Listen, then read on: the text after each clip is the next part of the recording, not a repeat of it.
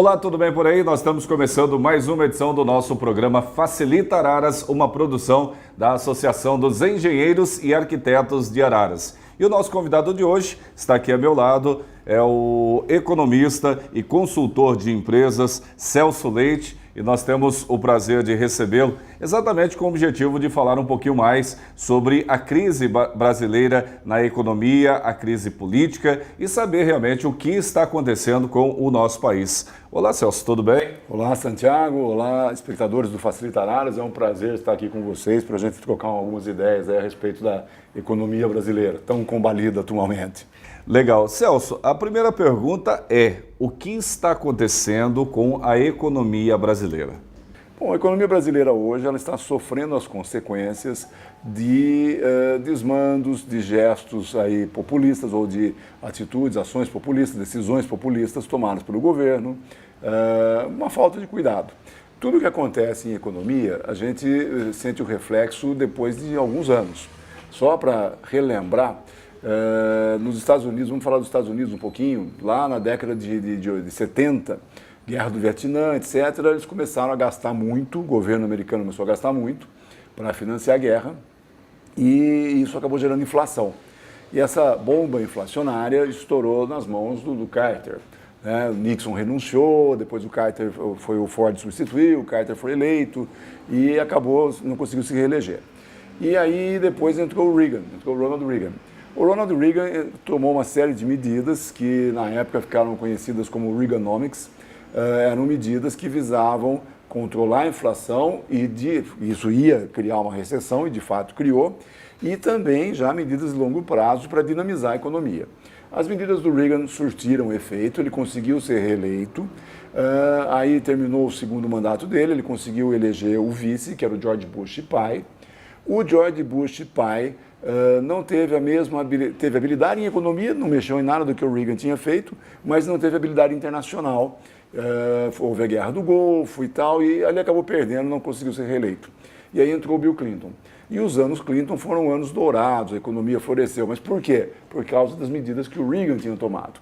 Da mesma forma agora, o que nós estamos enfrentando são consequências das medidas tomadas de 2006 para cá. A partir de 2006, especialmente a partir de 2008, nós tivemos, quando o Lula, vamos falar um pouquinho, entrou o Fernando Henrique, tinha o Plano Real, colocou o Plano Real, que o PT foi contra. Naquela época, nós estávamos saindo de uma hiperinflação. Os anos finais do governo militar, o governo Collor, o governo Sarney, o governo Collor, hoje todos aliados do PT, aliados do Lula, foi a época da hiperinflação. E aí a única forma, o único plano vitorioso, vocês devem se lembrar, nós tivemos lá plano Collor, plano Verão, plano Cruzado e nada resolvia. Aí o Itamar Franco era presidente, colocou o Fernando Henrique como ministro da Fazenda. O Fernando Henrique não é economista, não entende muito de economia, mas ele tem humildade, que é o que faltou para Dilma.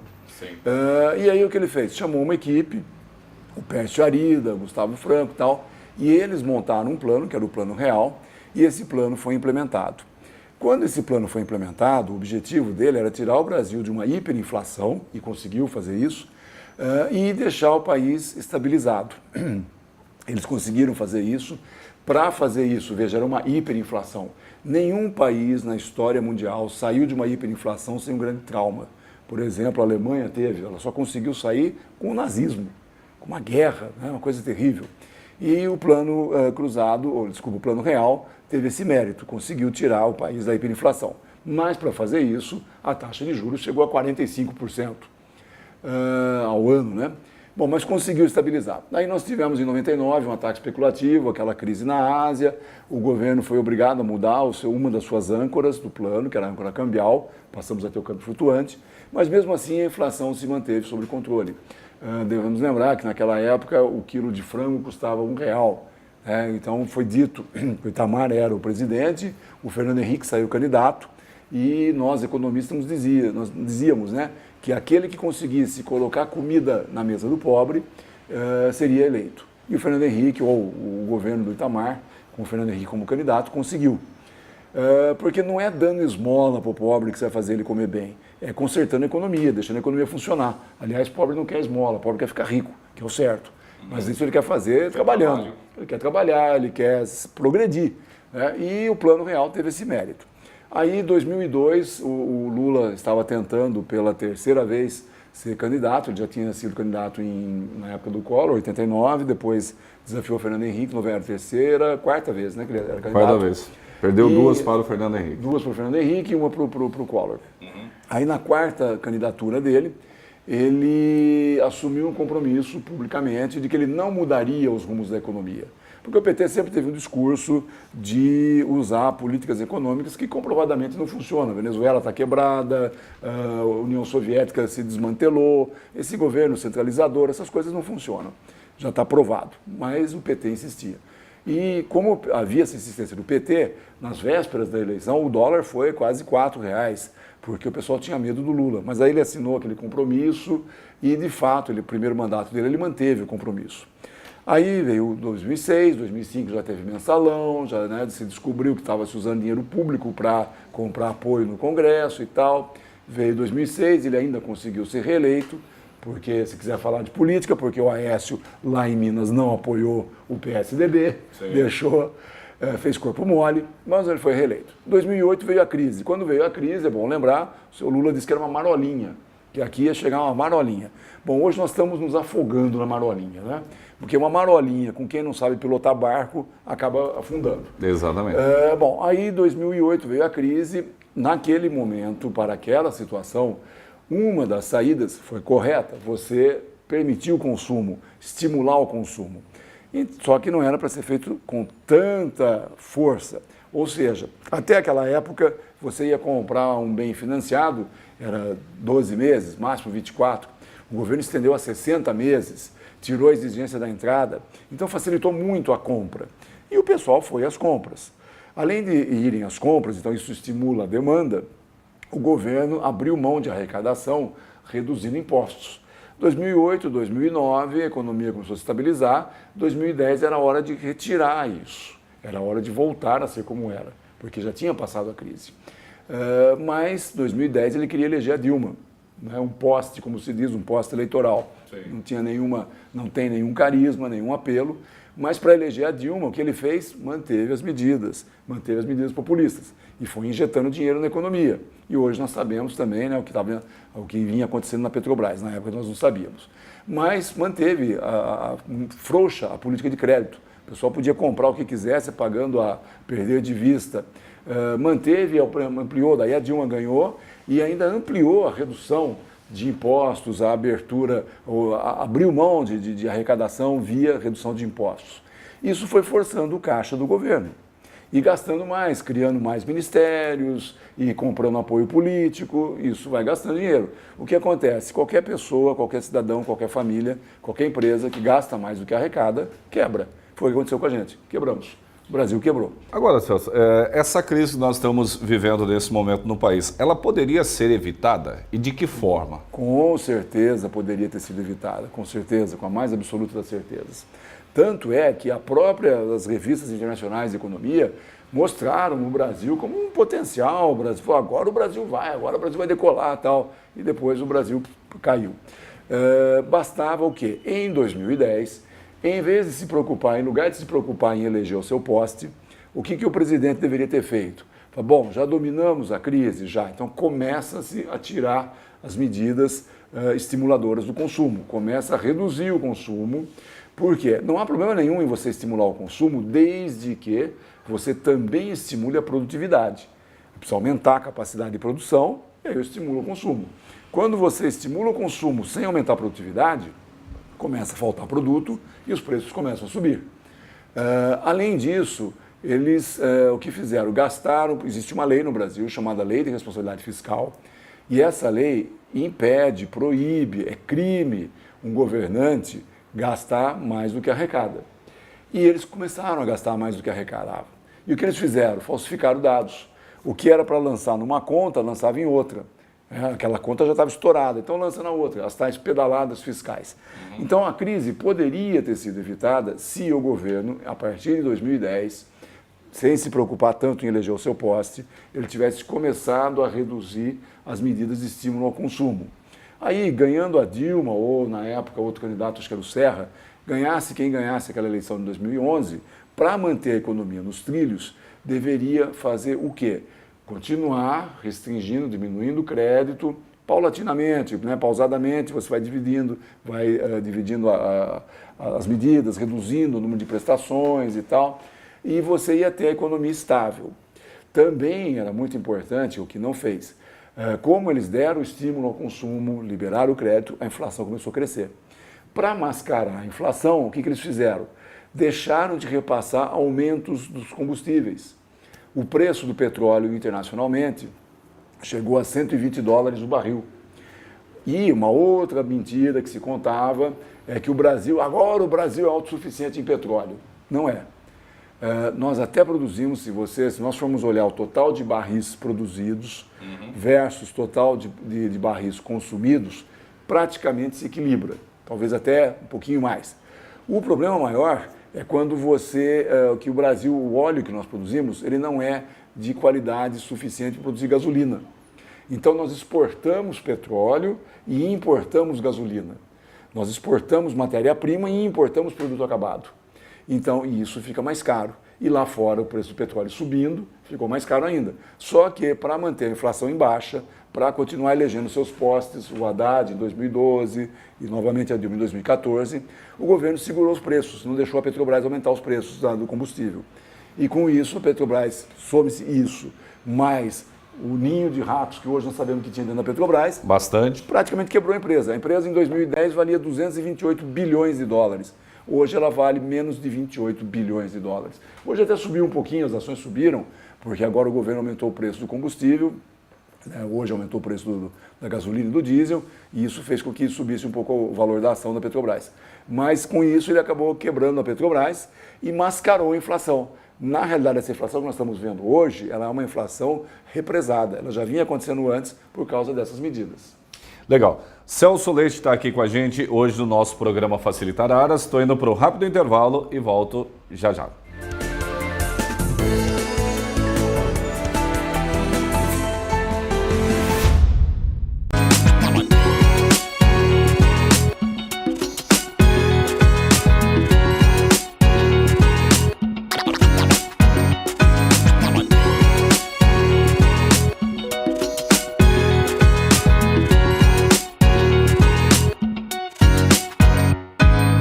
Olá pessoal, eu sou o Santiago Lourenço e esse é o Maxwell Colombini. E agora nós estamos também aqui na Rede TV com o programa Facilitar Aras. Um programa na área tecnológica, voltada na área de engenharia e agronomia, principalmente a você, telespectador. Todas as terças, às 19h30, com reprise aos sábados, às 16 horas. E nos vemos lá. O CREA São Paulo está apoiando publicamente a campanha 10 Medidas contra a Corrupção. Criado pelo Ministério Público Federal, este movimento quer transformar em projeto de lei 10 propostas de combate à corrupção e colocar um ponto final nessa prática que tanto prejudica o Brasil. Participe! Imprima sua ficha de assinaturas no site www.10medidas.mpf.mp.br. Depois de preenchida, encaminhe a ficha assinada pelo correio. Você também pode enviá-la para qualquer unidade do CREA São Paulo. Vamos juntos mudar a cara e os rumos do nosso país. Agora chegou a sua vez de ajudar a acabar com a corrupção nesse país. A sua participação é muito simples. Nós temos que coletar 1,5 milhão de assinaturas para que nós possamos levar até o Congresso Nacional 10 medidas para acabar com a corrupção. Nos ajude nessa campanha coletando assinaturas. Para que possam assinar, deverão ser eleitores. Peço a cooperação de todos vocês nessa campanha que é de todos nós. Muito obrigado. Eu agradeço muito especialmente o apoio que o CREA está dando para essa campanha contra a corrupção. E eu quero dizer para você, se você é engenheiro, se você não aguenta mais o custo Brasil, os custos decorrentes da corrupção, se você entende que a corrupção é um mal do qual nós devemos nos livrar, eu queria te convidar para aderir a essa campanha, para imprimir uma ficha de coleta de assinaturas e para colher assinaturas e encaminhar para o Ministério Público Federal. Vamos juntos colher 1,5 milhão de assinaturas e contribuir com a mudança do nosso país.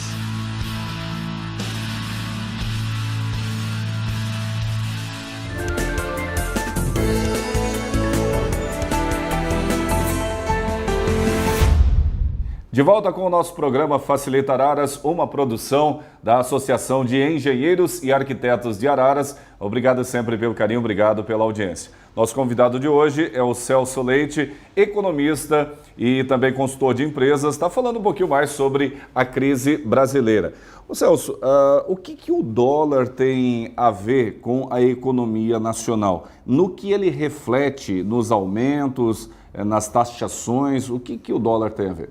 Olha, o dólar reflete muito porque o dólar é a moeda padrão, estabelecida como padrão para as negociações internacionais, para o comércio nacional, desde o final da Segunda Guerra Mundial. E nós, só para dar um exemplo na vida do brasileiro, o Brasil não produz todo o trigo que consome, aliás, produz menos da metade. Então nós importamos trigo, pãozinho, macarrão, toda a nossa alimentação, a base da nossa alimentação é comprada em dólar. O pão que a gente come no café da manhã é feito com trigo importado. Subindo o dólar, automaticamente o custo de vida vai subir. O Brasil, como eu disse há pouco, importa gasolina. Importa essa gasolina pagando em dólares. Subindo o dólar, o preço da gasolina vai ter que subir. Então ele tem uma influência bastante grande nesse lado de custo. Por outro lado, subindo o dólar facilita, né, a vida das empresas exportadoras. Para quem exporta, o produto dela, o custo dela aqui é em reais, depois ela converte o preço final para dólar. Então, quando o dólar sobe, a taxa de câmbio sobe, o preço do produto brasileiro lá fora vai ficar mais competitivo, vai ficar menor. O dólar passou dos R$4 há poucos dias, né? E eu gostaria de saber como é que o dólar ele sobe e o real permanece. Como que é essa diferenciação? Na realidade, o que acontece? É lei da oferta e da procura. Existe uma quantidade de pessoas físicas ou jurídicas precisando de dólares. No Brasil, o controle chamado dólar, chamado divisas, moedas fortes, né, dólar, euro e tal, são controladas pelo Banco Central. Elas ficam nas mãos do Banco Central. Os importadores, quando tem que pagar, por exemplo, a gasolina ou o trigo, eles têm reais na mão. A Petrobras ela importa a gasolina, mas ela tem reais na mão. A empresa que importa trigo, ela tem reais, porque ela negocia aqui no Brasil. Aí ela tem que ir com esses reais no Banco Central e comprar dólares para mandar para fora, para pagar o seu fornecedor lá. Da mesma forma, o exportador, ele vai receber em reais, mas o cliente dele lá fora vai pagar em dólar. Então, esse dólar, o cliente lá fora paga, vamos supor que eu estou vendendo uma caneta por $10, o meu cliente lá fora paga $10 essa caneta, esse dólar chega a um banco comercial aqui, que são agentes do Banco Central, os bancos comerciais são agentes do Banco Central, o banco comercial avisa o Banco Central, olha, chegou $10 aqui para o Celso Leite que vendeu a caneta. Aí fecha-se um contrato de câmbio e eu vendo esse dólar, eu exportador, vendo o meu dólar para o Banco Central, pela taxa que tiver vigorando no dia. Da mesma forma, o importador que precisa comprar uma caneta, ele vai importar uma caneta, vai importar gasolina, ele vai com reais no banco comercial e fala, olha, manda esse dinheiro para o meu fornecedor lá fora. Só que o cara lá fora não recebe reais. Então, o banco comercial vai no Banco Central, em nome do importador, e compra dólares. Como há uma procura maior do que uma oferta, mais gente querendo comprar dólar do que vender, faz com que o preço suba. Por isso é que a taxa de câmbio se altera. Por isso que o dólar fica preciso de cada vez mais reais para comprar o mesmo dólar. Uma das coisas que influencia é essa balança comercial. Mas o que mais vem influenciando ultimamente é justamente a instabilidade da economia, a insegurança, corrupção alta, não se sabe quem mais vai ser preso, não se sabe quem roubou. A presidente tomou medidas que eram erradas, ela não admite. Não há problema em errar, muita gente erra. Agora há pouco a Volkswagen errou. Aí o cara chega lá e fala, olha, errei, desculpa, peço desculpas. Vou reparar, né? Vou reparar e tal. O problema é quando a presidente fala, não, nós não erramos, a culpa é da crise nacional. Não é. Então isso gera desconfiança no mercado. Aí aqueles investidores que estão aqui no Brasil, o cara tem empresa aqui, ou ele comprou ações de empresas aqui, está na bolsa, ele vende essas ações e compra dólar. Por isso que, regra geral, né, normalmente a bolsa cai, o dólar sobe. Agora, por exemplo, o ministro da Economia, né, o Joaquim Levy, ele tomou algumas ações e algumas medidas impopulares juntamente com o Banco Central em relação às reservas cambiais, né? Então o dólar chegou a R$ 4,15, quase R$ 4,20, e de repente eles deram uma mexida, fizeram uma ação e o dólar despencou a R$ 3,95 em média, né? Então, por que há essa variação e por que eles não mexem sempre na economia para que o dólar possa despencar a R$1, por exemplo? O que eles fizeram? Eles declararam que o governo iria vender dólar. O governo brasileiro tem hoje pouco mais de 300 bilhões de dólares em reservas. Em 1999, nós tínhamos 38 bilhões de dólares em reserva. Hoje nós temos mais de 300 bilhões. Só que parte disso, quase 2/3, pouco mais de 2/3 disso, está aplicado no exterior em títulos de longo prazo. Então, o mercado sabe que ele não pode queimar os 200 bilhões de dólares porque eles estão aplicados em títulos de longo prazo. Outra parte disso está aplicada em ouro. Bom, ouro até dá para negociar. Então, como é que ele consegue influenciar? Como ele tem 300 bilhões de dólares, ele chega no mercado e fala, vocês estão querendo comprar dólar? Está aqui, ó, eu ponho dólar na mesa e vendo por o preço tal. Ele joga o preço para baixo, porque ele está oferecendo dólar. Quando o Banco Central entra no mercado vendendo dólares, você vai ter uma oferta de dólares maior do que a demanda. Então, o preço vai cair. Agora, ele consegue fazer isso por quanto tempo? E é saudável fazer isso? Ele vai queimando as reservas. Tá? À medida que ele for queimando as reservas, se por um acaso aumenta uma demanda de petróleo, ou sobe o preço do petróleo e tal, ele pode ficar sem dinheiro para comprar essa gasolina lá fora. Então, é uma coisa que tem que ser administrada com muita prudência. Eles declararam, pouco tempo atrás, no início da semana, não, o governo vai vender divisas. Aí ele caiu, né? O preço do dólar caiu. Ele não pode ficar repetindo esse remédio sempre. Tá? Ele tem alguns dias, tá? Ele pode fazer. Agora, se ele começar a fazer isso direto, vai queimando as divisas do país. É uma questão de saber quem é que está blefando e quem é que vai levar a ameaça, cumprir a ameaça até o final. Mas, por exemplo, o dólar está em média R$4,05, R$4,10 nesse momento. Até o final do ano, esse dólar pode subir ainda mais? Sim. O que a gente acredita que aconteça é que o dólar vai ficar... Se você pegar a inflação de 1994, quando começou o Plano Real, a nova moeda, até os dias atuais, a inflação brasileira, naquela época $1, R$1. Se você aplicar a inflação brasileira, você vai ver que o dólar deveria estar na casa dos 4,50, 4,70. Só que você tem que deduzir daí a inflação americana. E aí você vai ver que ele vai ficar em torno de 3,90, 4,10, 4,20. Então, daqui para o final do ano, o dólar deverá se estabilizar em torno, vai ter, né? Ele tem essas variações, um dia sobe e tal, mas ele vai ficar em torno dos seus 3,90, 4,10, por aí. A não ser que uma bomba estoure, né? Que bomba? Bom, o governo do PT é especialista em armar bomba para si mesmo, certo? Vai lá e faz umas coisas que não tem nem medidas impopulares. Não são medidas impopulares, é falar abobrinha, né? Falar besteira, tem coisas que não se faz, não se fala, tem coisas que pode ser adiada, né? Como, por exemplo, há pouco tempo atrás aí, pegou uma lei, um projeto de lei antigo, lá, um decreto, uma proposta, e transformou aquilo, botou para vigorar, subordinando os ministros militares. Quem é que vai conceder promoção dentro das Forças Armadas? Normalmente é o ministro militar, porque ele é o chefe das Forças do Exército, outro é chefe da Marinha. Não pode ser eles mais, tem que ser um civil, que é o ministro da Defesa, né, que é da esquerda. Não era o momento para fazer isso, para se discutir. Nós já estamos com bastante problema. Mas de vez em quando nós somos, eu digo, esse governo é especialista em criar problemas. Mas essas ações não são exatamente para disfarçar o momento político? Olha, e o momento econômico?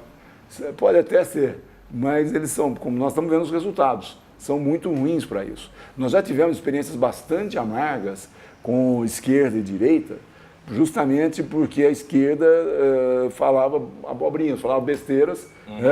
No pré-64, 63, 64, o Partido Trabalhista Brasileiro, o senhor Leonel Brizola, dizia, não, nós vamos tomar as ruas, não sei o quê, como fala agora o Lula com o Stedley. E o Jango dizia que ele tinha um dispositivo militar. Um general, Olímpio Mourão Filho, em Juiz de Fora, falou, será que ele tem mesmo? Vamos pagar para ver. E deu no que deu. Blefou. Deu no que deu. Nesses momentos de crise, não é momento de falar besteira, é momento de trabalhar. Aliás, essa questão de falar besteira, né? Há tempos atrás, o Lula falou aquela história da marolinha e acabou dando uma acalmada do mercado. Até que ponto a fala de um presidente pode dar uma oscilação na economia? Olha, ela pode bastante, influencia bastante. Por quê? Porque o presidente é o cara que está dirigindo, é o piloto, certo?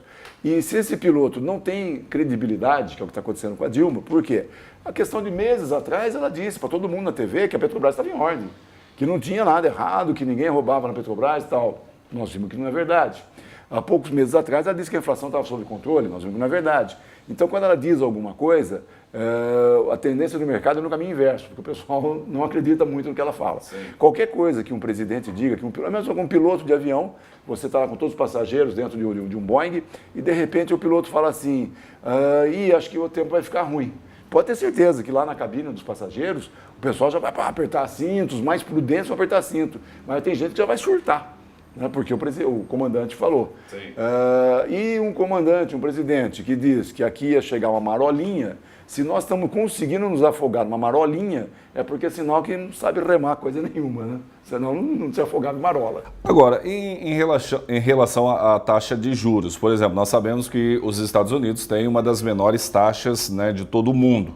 E por que lá é tão baixo e aqui no Brasil é tão alta a taxa de juros? Questão de credibilidade. Os governos brasileiro, americano, todos eles se financiam através da emissão de títulos da sua dívida. Eles vendem títulos da dívida. E esse título da dívida vai pagar uma taxa de juros. Sendo um governo confiável, como o alemão, como o japonês, como o americano, ele não precisa oferecer muito, porque o pessoal sabe que ele paga. Né? Então, o pessoal compra o título da dívida americana, que é considerado um dos investimentos mais seguros, são os American Bonds, né? Os títulos da dívida americana, e não precisa ser muito alta a taxa, porque o pessoal tem confiança. Agora, você pega uma pessoa que, né, um governo brasileiro, onde nós estamos vendo aí as mentiras e tudo mais. Para você conseguir se financiar, você tem que oferecer uma taxa de juros mais alta, porque o ganho é proporcional ao risco. Então, quando o juro sobe, é porque o risco daquele título é alto, vai ficando cada vez mais alto. Como lá nos Estados Unidos, ou na Alemanha, ou no Japão, ou na Inglaterra, o risco é baixo, a taxa de juros é baixa. E a nossa aqui é alta porque o risco é alto. Celso, um minuto para a gente encerrar o programa. Qual o recado que você deixa para toda a população, toda a comunidade aqui da nossa região em relação à economia? Em relação à economia, o momento é de você tentar poupar, tentar ser criativo para conquistar novos clientes, tentar trabalhar mais, vender mais, embora seja difícil. E, como vocês podem ver, a política tem influência na economia. Então, deve-se participar da política, deve-se protestar, tem que sair na rua protestar sim, tem que vaiar político que faz besteira, que rouba, para a gente tentar ver se um dia esse país muda. Muito obrigado pela presença aqui do nosso programa e até uma próxima oportunidade. Eu que agradeço a oportunidade. O Maxwell está aqui ao meu lado agora e vai falar um pouquinho mais do Minuto Legal, que vai trazer informações sobre a legislação. Tudo bem, Maxwell? Tudo bem. Vamos conversar a respeito do Minuto Legal, em específico o nosso artigo 55, que trata do registro de profissionais. Ou seja, que aquela pessoa que se formou engenheiro, técnico, tecnólogo, agrônomo, ele não pode trabalhar direto, ele tem que fazer o registro no CREA, tá certo? Da sua área, seja do CREA de Rio de Janeiro, de São Paulo, mas tem que ser feito o seu registro. Após o seu registro, inclusive em São Paulo, hoje você faz isso via online, não precisa ir nenhum escritório do CREA, ser diretamente do computador, você consegue fazer. Tendo o seu registro, aí você pode atuar na sua atividade profissional. Nós estamos encerrando por aqui mais uma edição do nosso programa Facilita Araras, uma produção da Associação de Engenheiros e Arquitetos de Araras. Vemos você no próximo programa. Até lá, tchau!